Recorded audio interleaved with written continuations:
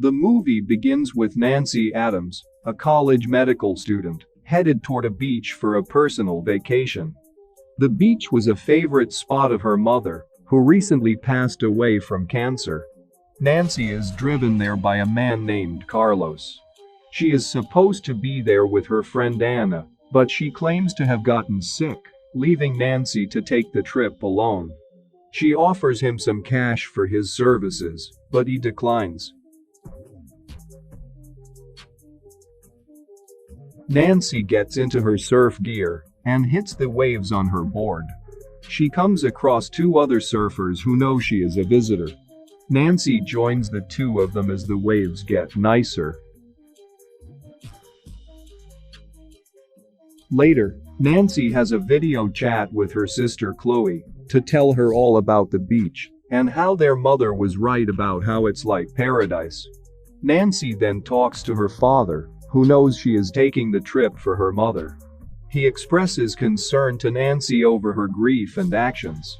Nancy swims out past the shallows of the ocean to catch some more waves. As she gets further from the shore, she sees a whale carcass floating up top. Sensing trouble, Nancy tries to head back to the shore on a wave, but as she rides it, a large great white shark slams into her and knocks her off the board. Nancy climbs back on and tries to paddle back, but the shark bites deep into her left leg, spilling a lot of blood into the water. Nancy struggles to escape and swims to a rock, where the shark can't reach her. She takes the ankle strap from her board and uses it as a tourniquet to stop the bleeding. Nancy sees the other two surfers and tries calling to them for help, but they don't appear to hear or see her. Nancy then tries to stitch herself up using her earrings and necklace chain, but it's too painful for her. She wraps her wetsuit around her leg. It starts getting darker as Nancy tries to get an opening away from the shark. Her only companion is a seagull with an injured wing. Nancy tries to eat a tiny crawling creature, but she quickly barfs it up. Nancy gets colder as the night falls.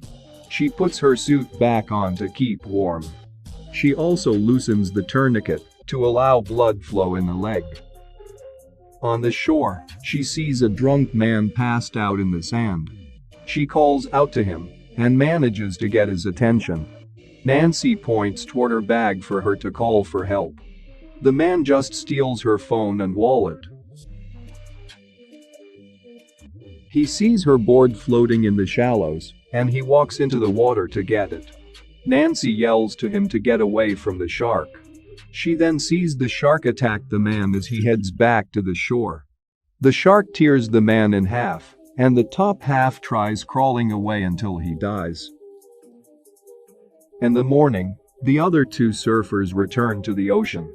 Nancy calls to them as they ride their boards into the water. She warns them about the shark, but one surfer assures her there isn't one. He's proven wrong when the shark jumps up and eats him. The other surfer rushes toward the rock, but the shark pulls him down. He resurfaces quickly by the rock, where Nancy tries to pull him up. The shark pulls him down, leaving only his helmet with a camera on top, which captures him getting eaten. Nancy pops the seagull's wing back into place and then lets it float away on a broken piece of surfboard. On the next scene, Nancy observes the shark's movements as it circles the rock, estimating that it swims about 32 seconds around another rock, which leaves her with time to swim and reach the helmet. She takes that chance and makes it to the little rock, but she misses the helmet before the shark returns. As she goes back to the bigger rock, she sees the helmet again. Nancy reaches for it as the shark lunges toward her. The shark hurts itself as it scrapes against the coral. Nancy manages to get the helmet. She makes a video for anyone that finds the helmet. She shows how bad her leg has gotten, with gangrene setting in, and she leaves a message for Chloe and their father. Nancy then tosses the helmet toward the shore. Nancy sees a buoy several feet away. She makes her plan to reach it and try to bring attention to herself. As she prepares herself, the shark swims toward her. A school of jellyfish rises up. Nancy thinks the shark can't harm her if it runs into something that can hurt it. Nancy jumps into the water and swims toward the buoy, and the shark follows closely. She gets stung on her shoulder, while the shark eats some jellyfish and gets stung too. Nancy reaches the buoy and finds a flare gun. She grabs the shots and fires a few in the air as she spots a boat in the distance.